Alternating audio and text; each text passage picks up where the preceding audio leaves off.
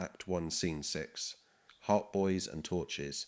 Enter King Duncan, Malcolm, Donalbain, Banquo, Lennox, Macduff, Ross, Angus, and attendants. This castle has a pleasant location. The air sweetly appeals to our gentle senses. This summer guest, the temple haunting martins, shows that the air here is heavenly. There's no projection, frieze, buttress, or corner where this bird hasn't made its hanging bed and breeding cradle. Where they breathe and live, I've noticed that the air is delicate. Enter Lady Macbeth. Look, here's our honoured hostess. Sometimes the love that follows us brings trouble, but we still thank it as love. Here's a lesson for you. How to bid us God's blessing for your efforts and thank us for your trouble.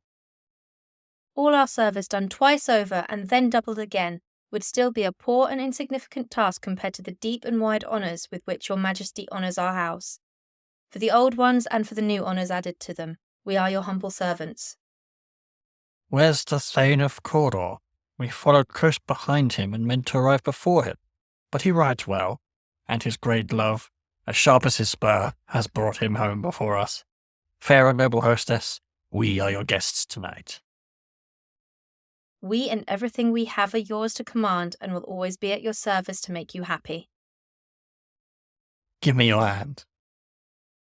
Lead me to my host. We love him greatly and will continue to show him our favour.